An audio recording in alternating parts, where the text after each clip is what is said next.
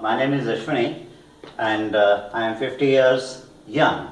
Okay, I'm not 50 years old, I am 50 years young, and I am from India. Recently, this is actually, today is 1st of February 2015, and last year I saw a video online which was distributed via Router network. Router is a very big media house which distribute the mainstream media news to so many media news channels, and there was one video available from the Router itself, and where some researchers, some scientists from Israel, they claim that they have done some breakthrough in technology for producing a new kind of electric producing source. And what they were saying actually, they found that if a slice of potato, if they boil it for 8 minutes, and then that slice is put between two plates, one is zinc and another is copper, then the internal resistance of the potato, it goes down, and the electrical producing capacity from such things that increases. So in that video, they were showing that at least five to six pieces of such boiled slices were stacked together in series, and after that, just one white LED, it was barely giving any visible light, and they claimed it's a breakthrough in the technology. So being I'm an electronic hobbyist, and after watching this, I thought what actually I can do in this, so I must work on it, and I started working on it. So finally, after months of hard work, I am able to produce electricity. I am able to light an white LED, the same white LED. Even they were using, I think, 3 or 4 mm LEDs. I am using 8 to 10 mm LED, and much more brighter. And even from plain water. I hope you understand my point. That plain water means I'm using two electrodes. One is zinc and another is maybe carbon, maybe copper. And I have experimented with both carbon and copper. So I find both of them are working good as a positive side of the battery. So whereas the base of this kind of cell is just plain water, the water which we drink every day, the water which we use every day for drinking, for making tea or coffee, or for taking bath. So from that same water, now it is possible to produce sufficient electricity so that we can light an LED bulb. And today here I am going to show the live demonstration of my circuitry, of my cell. Have a look, please. So for this we needed a zinc. So whereas it was not possible for me here in my local area to find a zinc plate, so what I did, I took a D cell, standard D cell, and I took out everything from inside this. You can see it's there's nothing inside it. I hope you can see it. Okay, so I took out everything out of it, and finally what I was able to get, a carbon rod. This carbon rod is actually from type C cell, and I got this carbon rod from this particular cell. This is a type D cell, whereas I have added some copper wire just while experimenting. I found I was thinking whether it can improve the efficiency. So this is the copper rod. This is my carbon rod, and this is the copper outer body of the cell which I got, and there is no chemical inside it. And what we are going to do, we will be just putting water, the same water which we drink, inside this, and we'll put this rod inside it, and maybe I'll show you with the plain carbon rod also. And then I built this circuit. There is a circuit inside it, and I can tell you it has got one LED, 10 mm LED, not very good reflector, but whatever I can find, I attached it there. And there is a circuit inside me which is being designed and developed by me, and these are the input for the circuits. So these are, one is red, this one orange one, this is the positive one, and the white one, this is the negative one, and there is no battery inside it, because if there is a battery it will work, so it should glow.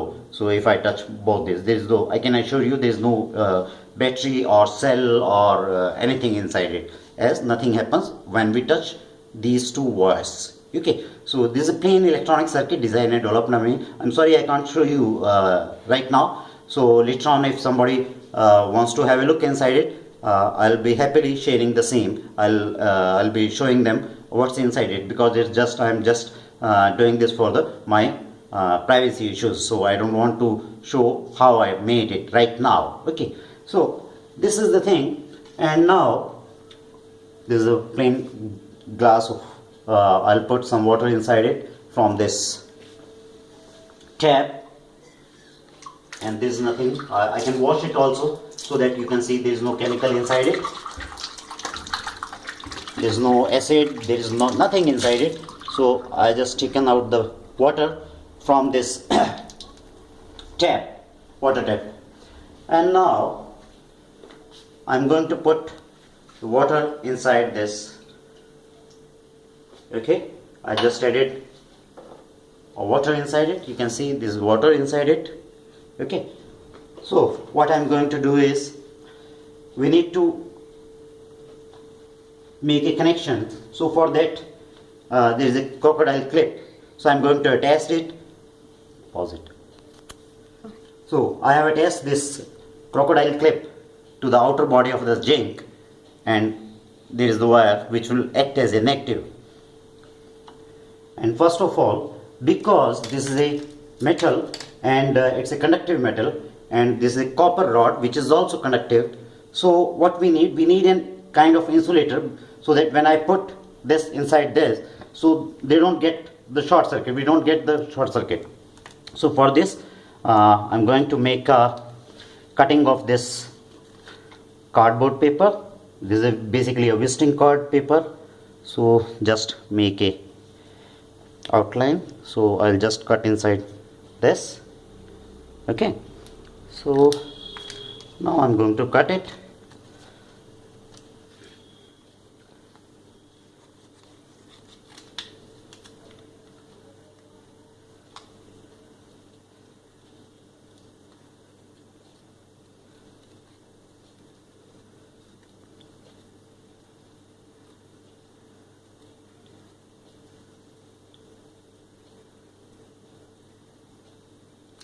Not accurate, but it will solve the purpose.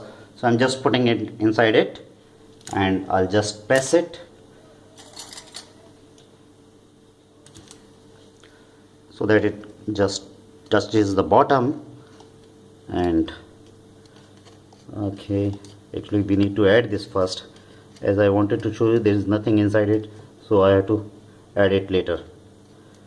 Yeah, no, see, it is just is popping up. There's no issue, we can use it. And now I'm going to do is attach my circuit, the white one with the negative one.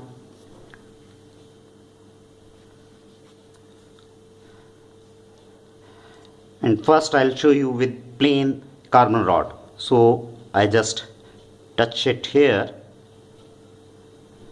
and I'll put the carbon rod inside it, and see, you see it's glowing. It's just with the water.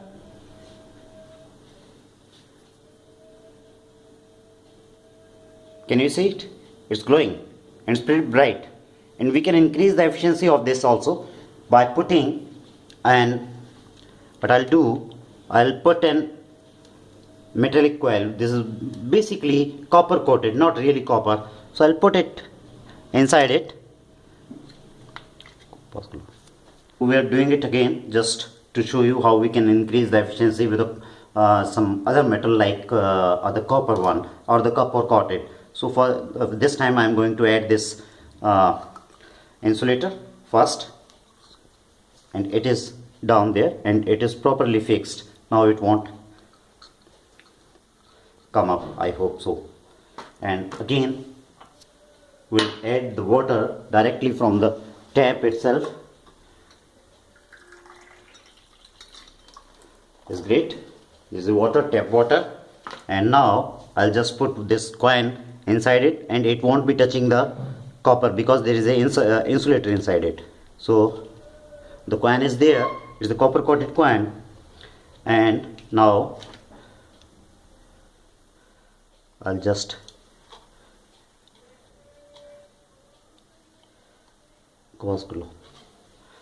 fix properly inside it, and I'll put it there,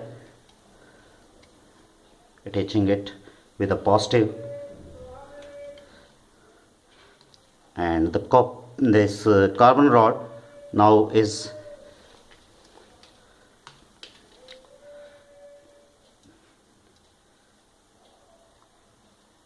now touching the copper coin. So see, now this must be light brighter, and it is actually brighter. So you can see inside it there's nothing, no chemical, just a water. Just you can see a water and a penny inside it and a carbon rod, and it's working. See, it's quite bright. So we are able to harvest basically using this circuitry which I have developed.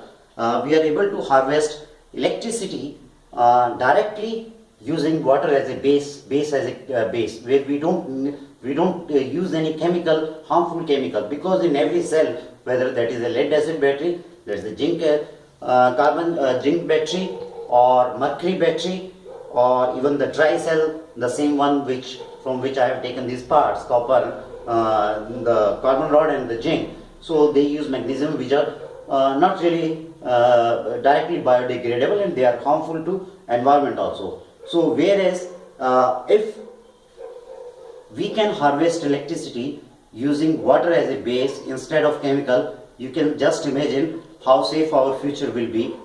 There will be no harm to, we'll be doing no harm to our environment, and it will be very eco-friendly. Batteries and eco-friendly electronic circuits can be designed. Nowadays the technology is so advanced, we can even using nanotechnology, we can build better electrodes which can act as a negative or a positive for this circuitry. And electronic technology is already so advanced, we can build such kind of devices which are low in power consumption, so that they can be driven directly from the water based battery. So what here I actually wanted to show you, that is, this is perfectly possible to get electricity directly from the water and using single cell only, and how efficient this circuit is, and how small amount of water can produce electricity. This is I'm going to show you in my next setup, where I will be showing you. You can see less than a gram of water that can produce enough electricity so that this bulb can glow. So wait for it. Let me get ready for the next. So I will be showing you with very small amount of water, and they are going to last say months, and you can easily recharge these kind of batteries also. Recharge means first thing, whenever you feel there is no electricity coming out of it, and it may happen up to say after 5 to 6 months. But after 5 to 6 months, what you need to do to get it recharged, to get the electricity again, just take out the water, put the again water, fresh water, and it will start working. You will be getting electricity. So I am going to show you how with very small amount of water we can get electricity. Okay.